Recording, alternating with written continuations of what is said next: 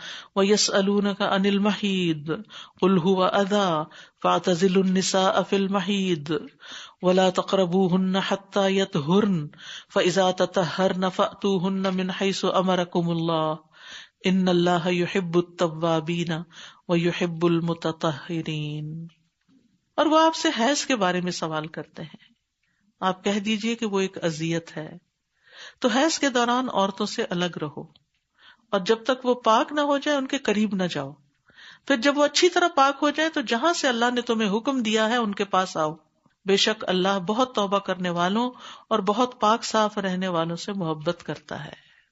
اس آیت کا شان نزول یوں بتایا جاتا ہے، حضرت انس کہتے ہیں کہ یہود میں سے جب کسی عورت کو حیض آتا تو اس کو نہ اپنے ساتھ کھلاتے نہ پلاتے اور نہ ہی گھر میں اپنے ساتھ رکھتے، بلکہ الگ جگہ بنی ہوتی۔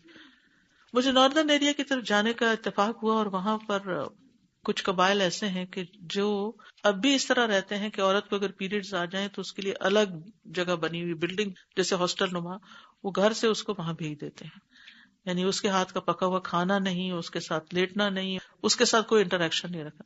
اور ہم نے جا کے وہ بلڈنگ دیکھی، اس میں صرف عورتیں ہی عورتیں، تو بہت عجیب سی بات لگی کہ وہ کوئی کام کاج نہیں ان کے، ظاہر ہے سارا دن فارغ بیٹھے ہیں، کام تو گھر میں ہوتے ہیں۔ تو آج بھی اس طرح کی رسمیں موجود ہیں۔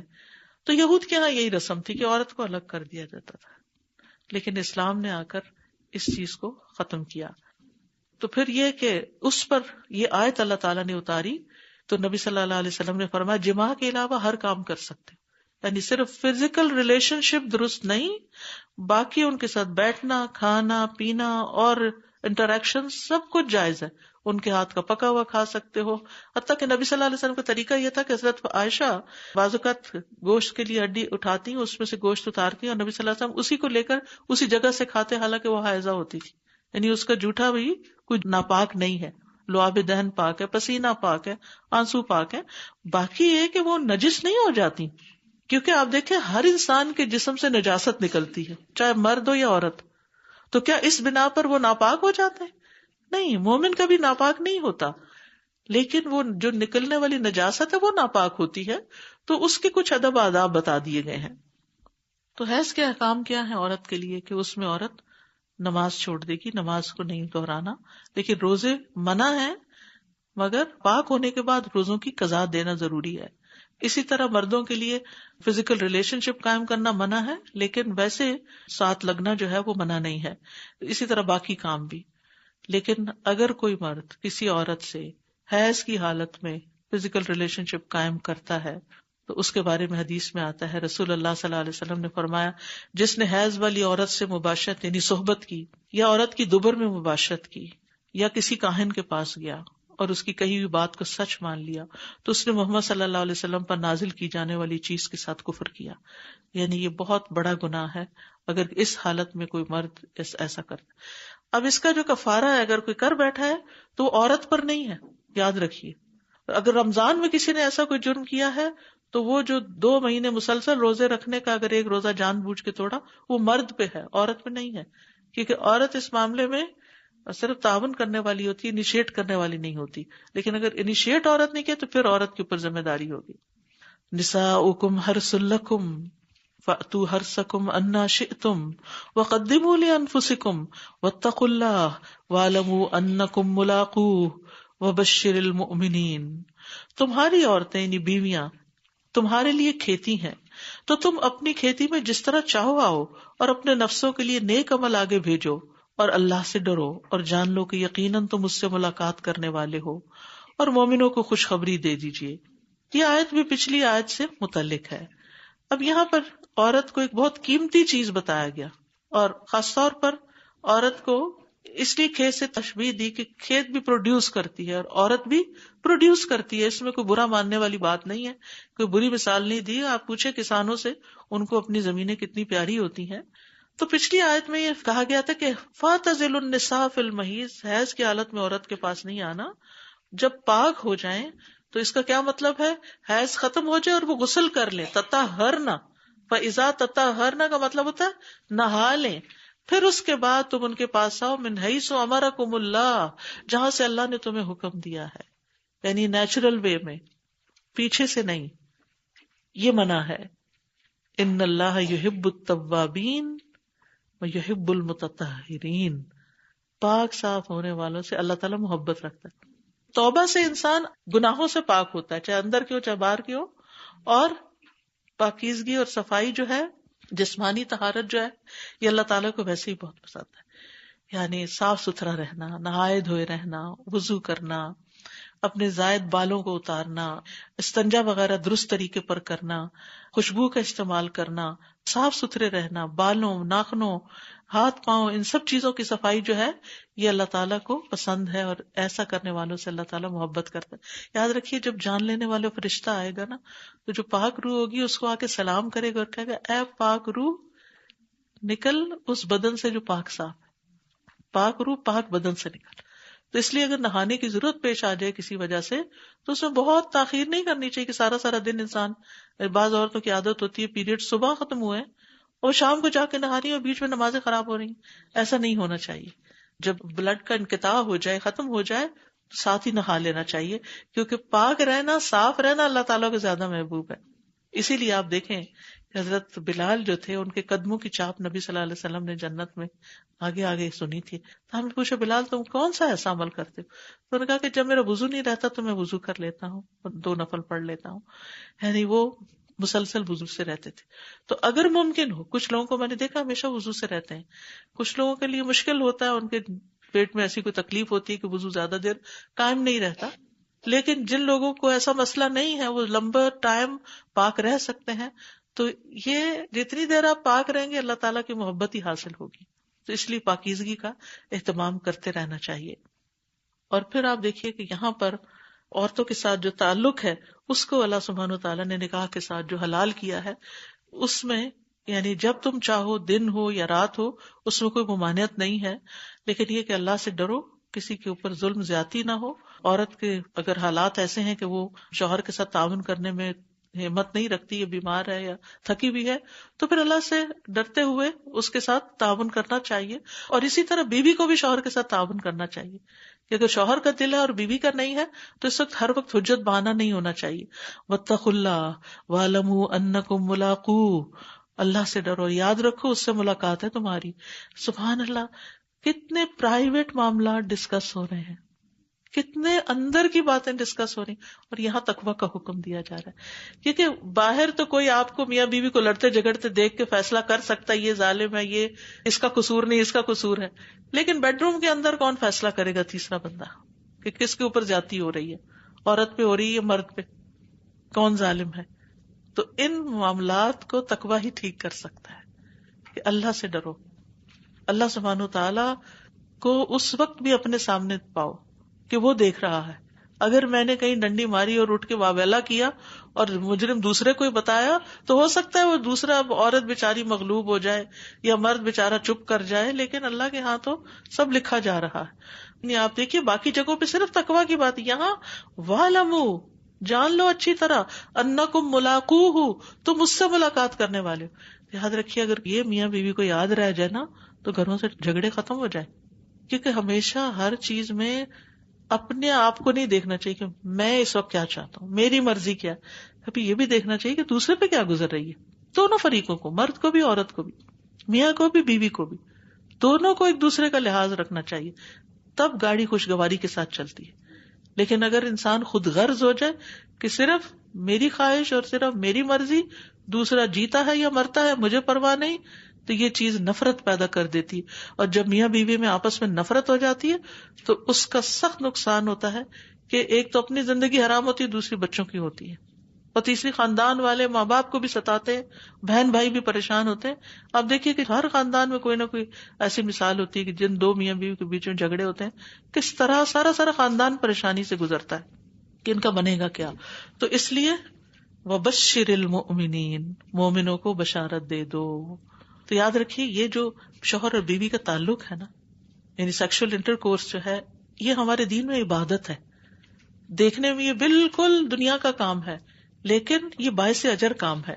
صحابہ نے بڑی حیرانگی کا اظہار کیا کہ اس میں بھی اجر ہے. تو آپ نے فرمایا اگر کوئی حرام طریقے سے خواہش پوری کرے تو اس پہ گناہ ہوگا یا نہیں ہوگا. آپ نے فرمایا اسی طرح جب وہ حلال طریقے سے اپنی خواہش پوری کرتا ہے تو اس پر اجر ہے. تو جب کسی کا دل نہ بھی چاہ رہا ہو تو یہی سمجھے کہ ایک عبادت ہے، دوسرے کی کیئر کرنا ایک عبادت ہے. اور پھر یہ کہ دبر سے جماع کی ممانعت ہے، اور میاں بیوی کی جو تنہائی کی باتیں ہیں وہ لوگوں کے سامنے بیان کرنے سے، اس نے میرے ساتھ یہ کیا وہ کیا، بہت ڈیٹیلز میں جانا، یہ بھی ناپسندیدہ ہے. یعنی قیامت کے دن اللہ کے نزدیک امانت میں سب سے بڑی خیانت یہ ہوگی کہ مرد اپنی بیوی سے جمع کرے اور بیوی مرد سے فائدہ اٹھائے، پھر مرد عورت کا راز فاش کر دے کہ جا کے دوستوں میں کھلی کھلی باتیں کرے. یہ منع ہے ہمارے دین میں. پھر فرمایا وَلَا تَجْعَلُوا اللَّهَ عُرْضَةً لِأَيْمَانِكُمْ أَن تَبَرُّوا وَتَتَّقُوا وَتُصْلِحُوا بَيْنَ النَّاسِ وَاللَّهُ سَمِيعٌ عَلِيمٌ. اور تم اللہ کو اپنی قسموں کے لیے آڑ نہ بناؤ کہ تم نیکی نہیں کرو گے اور تقوی اختیار نہیں کرو گے اور لوگوں کے درمیان صلح نہیں کراؤ گے، اور اللہ خوب سننے والا خوب جاننے والا ہے. یعنی یہاں کیا بتایا جا رہا ہے کہ یعنی صحیح جگہ پر ہی قسم کھانی چاہیے. ایسی چیزوں پہ قسم نہیں کھانی چاہیے کہ جس سے انسان نیکی کے کاموں سے رک جائے یا تقوی سے رک جائے. بیسیکلی قسموں کو نیکی کے کاموں میں رکاوٹ بننے سے منع کیا گیا ہے.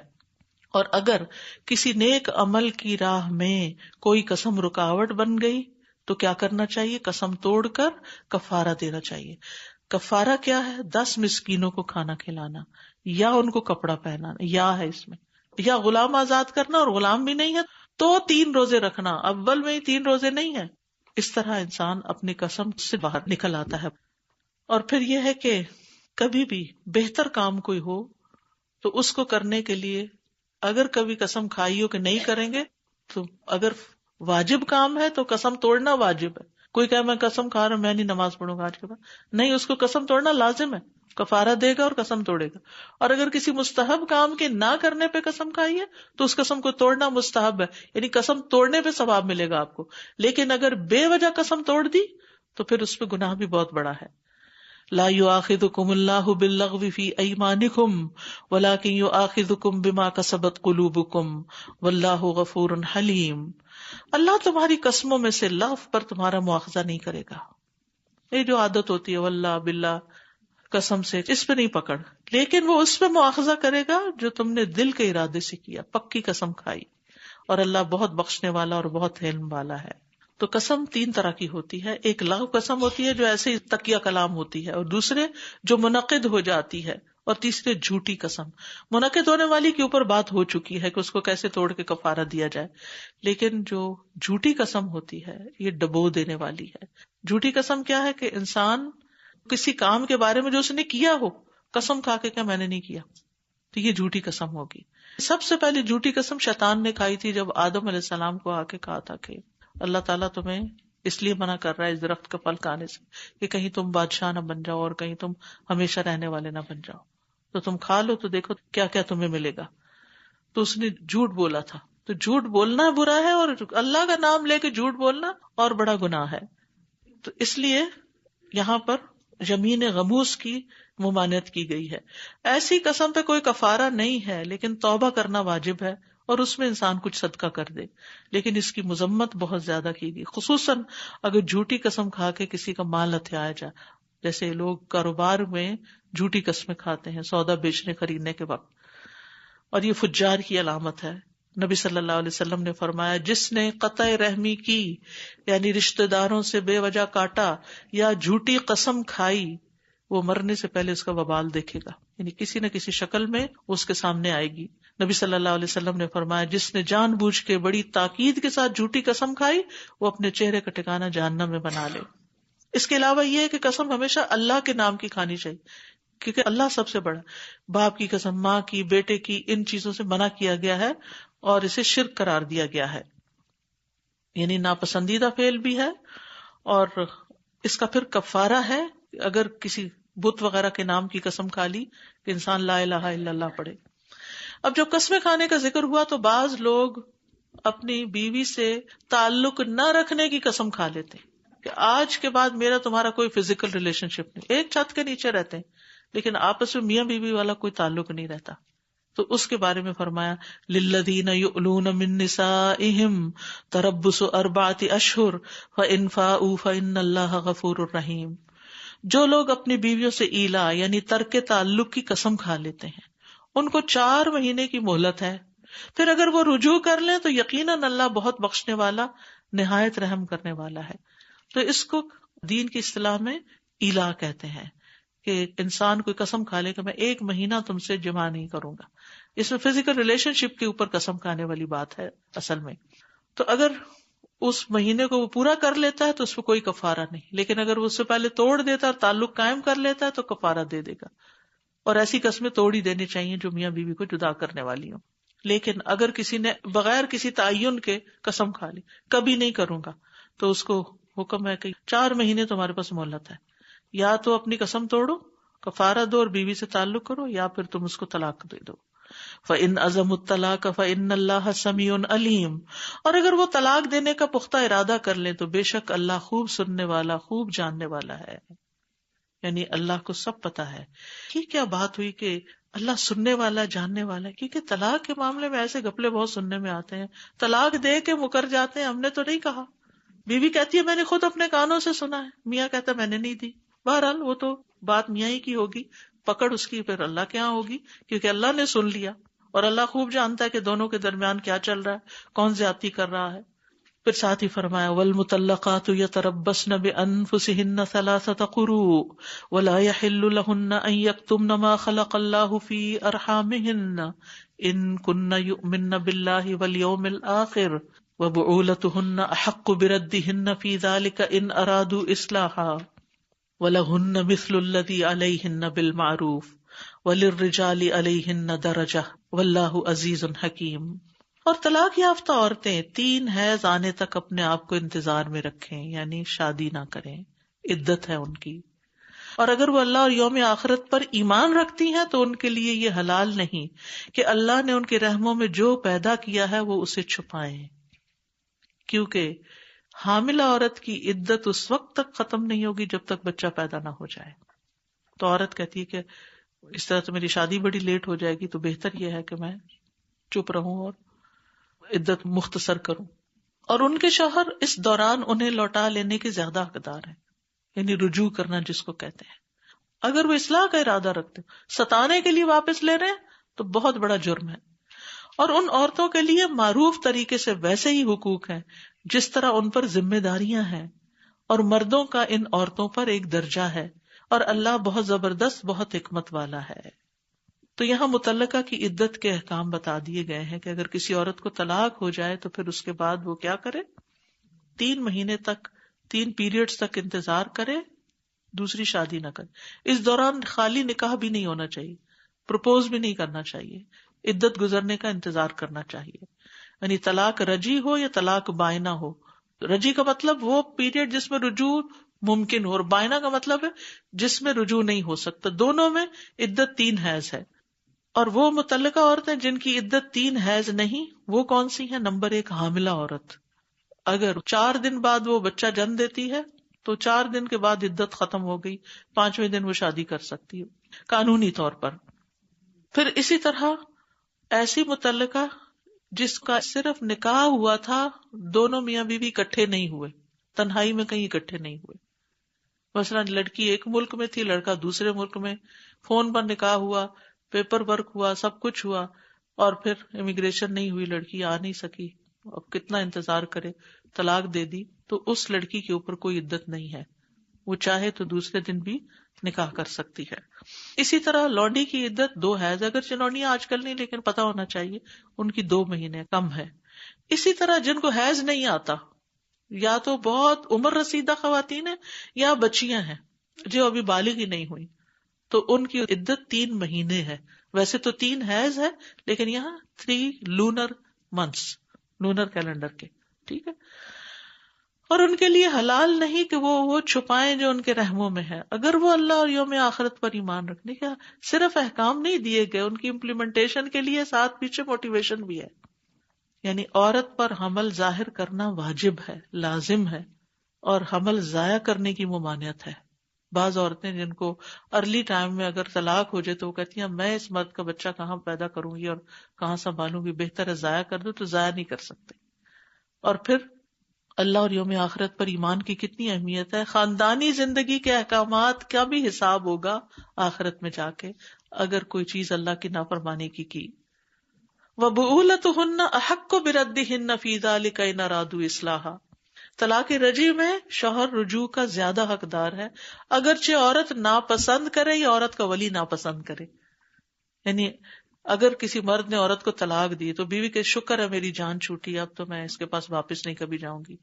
نہیں، اگر مرد لینا چاہتا ہے واپس تو جانا ہی ہوگا، چاہے آپ ناپسند کریں. اور اگر آپ نہیں جانا چاہتے تو پھر خلا لینی ہوگی. ٹھیک ہے. پھر رجوع کی شرط لگائے گی کہ اصلاح کا ارادہ ہو، یعنی آئندہ نبھاؤ گے، بساؤ گے، روز روز طلاق کی دھمکیاں نہیں دو گے، جینا حرام نہیں کرو گے.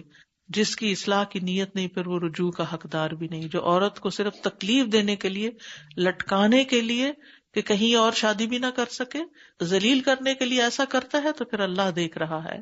اور رجوع کی دو قسمیں ہیں، عدت کے دوران رجوع کرنا اور عدت کے بعد رجوع کرنا. 3 مہینے کے اندر رجوع اور 3 مہینے کے بعد. اندر کر لیا تو کوئی دوبارہ نکاح نہیں، کچھ نہیں، بس نارملی واپس آ گئے.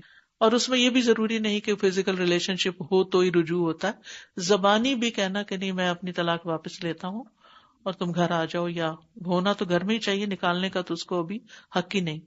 اور دوسرا یہ ہے کہ عدت گزر چکی، 3 مہینے گزر چکے. اب اس مرد کو خیال آتا ہے کہ بچوں کا کیا ہوگا، اور میں نے بہت سخت غلطی کی، مجھے دوبارہ اسی عورت سے نکاح کر لینا چاہیے. تو دوبارہ بھی نکاح کر سکتا ہے 1 اور 2 طلاق کی صورت میں. اگر 3 ہو گئی ہیں تو پھر دوبارہ اس عورت سے نکاح نہیں ہو سکتا. پھر فرمایا ان عورتوں کے حقوق ہیں جس طرح ان پر ذمہ داریاں ہیں معروف طریقے سے، یعنی عورتوں کے بھی مردوں کی طرح حقوق ہیں. نبی صلی اللہ علیہ وسلم نے فرمایا خبردار رہو، تمہارے حق تمہاری عورتوں پر ویسے ہی ہیں جیسے تمہاری عورتوں کے تم پر حقوق ہیں. تو تمہارا حق تمہاری عورتوں پر یہ ہے کہ وہ تمہارے بستروں پر ایسے آدمیوں کو نہ آنے دیں جن کو تم ناپسند کرتے. یعنی عورت کو خاص طور پر اس چیز کا خیال کرنا چاہیے کہ وہ اپنی عزت عصمت کی حفاظت کرے، یعنی شک نہ ہو. شک والی جو زندگی ہوتی ہے نا ہسبینڈ وائف کے بیچ میں، بڑی اذیت والی زندگی ہوتی. تو عورت کو ہر اس چیز سے بچنا چاہیے، رکنا چاہیے کہ جس کی وجہ سے شوہر بد اعتمادی کا شکار ہو، اور اس چیز کو چھوڑ دینا چاہیے. پھر آپ نے فرمایا اور تمہارے گھروں میں ان کو نہ آنے دیں جن کو تم ناپسند کرتے ہو، کیونکہ بعض شوہروں کو بہت غصہ آتا ہے، چاہے وہ قریب کے رشتے داری کیوں نہ ہو، تو بہتر ہے کہ ان کو روک دیا جائے. اور سن لو کہ ان کے تم پر یہ حقوق ہیں کہ تم ان کو ان کا لباس اور ان کا کھانا مہیا کرو.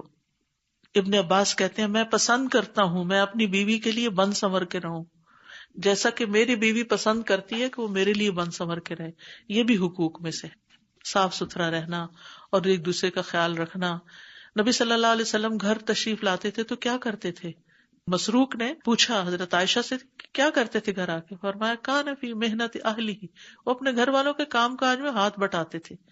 اور آپ دیکھیے جیسے ملک میں جہاں اور کوئی ہیلپ نہیں ہوتی، تو اگر ہسبینڈ واپس آ کے صرف اخبار یا ٹی وی کے ساتھ ہی بیٹھ جائے اور بیوی بھی کام سے واپس آ کے پھر مزید کام میں لگ جائے تو یہ ناانصافی کی بات ہے. اس میں دونوں کو ایک دوسرے کے ساتھ تعاون کرنا چاہیے اور اس میں کوئی برائی نہیں. اگر ہمارے پیغمبر جھاڑو دے سکتے تھے، اگر وہ گھر کے کام میں مدد کر سکتے تھے، تو کیا ہمارے مردوں کے لیے اس میں کوئی آر کی بات ہے؟ اس میں کوئی بری بات نہیں ہے. یعنی کہ حضرت داؤد کی تعریف کی گئی ہے کہ وہ اپنے ہاتھ کی کمائی سے کھاتے تھے، یعنی ہاتھ سے کام کرنا، کوئی بھی اپنا ہو یا کسی کی کوئی خدمت ہو تو اس میں کوئی برائی کی بات نہیں ہے.